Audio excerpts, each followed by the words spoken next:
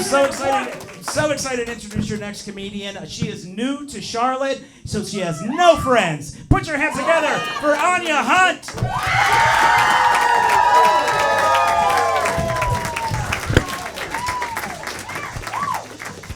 I'm sorry if I seem nervous.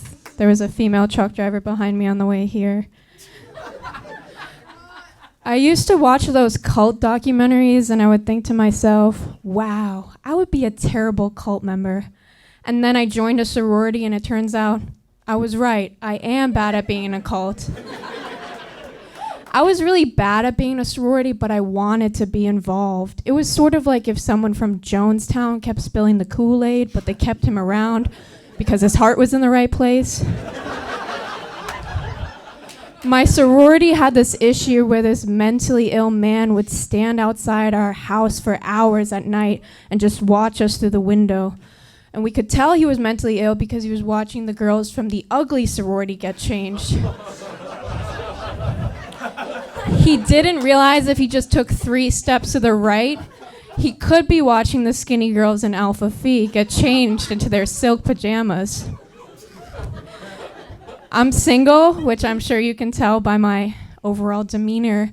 And being single in a city where you don't know anyone is absolutely terrifying. I recently realized that I'm a serial killer's wet dream. I don't know my way around. I'm eager to meet strangers off the internet. And if I died, I'm not sure anyone would necessarily notice. I'm getting to the point in my single life where I'm starting to empathize with incels. I've been rejected so many times that when I see a strange white man on the internet commenting about how there's a larger conspiracy at play that's preventing women from sleeping with him, I make sure to leave a like. Just in case he's willing to fuck me. Even though I'm single, I've been getting a lot of compliments on my dick-sucking abilities. But for some reason, I don't believe the guy's telling the truth. It's sort of like, do you remember when you were a kid and your parents used to butter you up before they told you the worst news of your childhood? Like, before mommy and daddy announced that they were getting a divorce, they took you to Disneyland. That's how I feel about these dick-sucking compliments.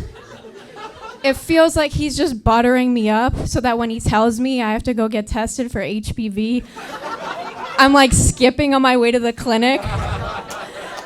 And I'm kicking my feet as I tell the doctor how Jared said I don't use a lot of teeth. My ex used to buy Viagra from his local gas station, and I think gas station drugs are a modern example of Darwin's evolutionary theory. If you're stupid enough to buy your dick pills from the same guy you buy your sugar-free Red Bull from, you probably deserve to die.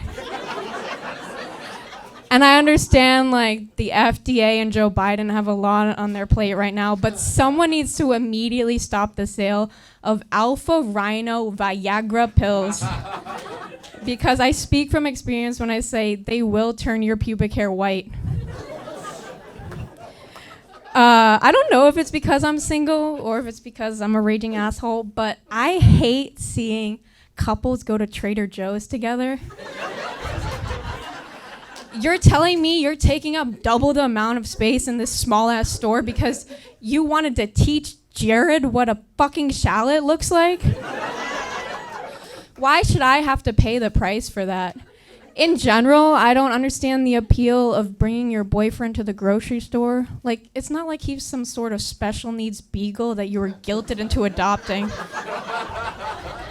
You do not have to take him everywhere.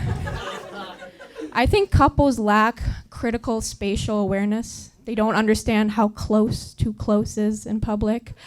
But the strange thing is, as soon as they exit the relationship, they seem to regain this lost skill, which has me thinking that the whole time they knew it was wrong, but they were somehow drawing pleasure from seeing me move uncomfortably to the side as they make out in the international foods aisle.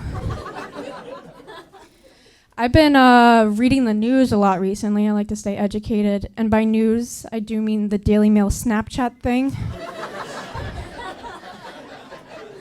And I saw that the CIA basically confirmed that aliens exist.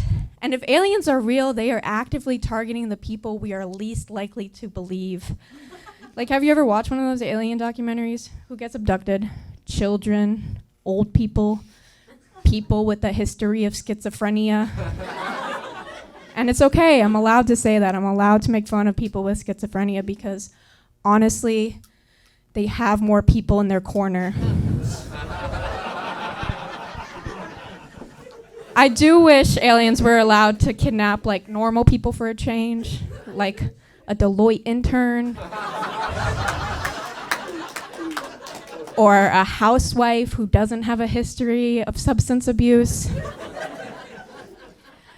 I watched like a shit ton of Law and Order when I was a kid. My mom always said not to watch that show, but there were so many kids in it, I thought it was for us. But I think all children should be forced to watch this show because it teaches you a valuable lesson. It teaches you which individuals in your life you should stay far away from. I learned from watching Law and Order that the people most likely to molest you are uncles, priests, and the person the police initially thought was innocent. So, following this logic, I have never been in the room alone with my uncle, who happens to be a priest with no arms. Because according to Law and Order, he would figure out a way to get me. And if he was smart, he would take a gas station Viagra before he did it. Thank you very much. My name's Aine Hunt.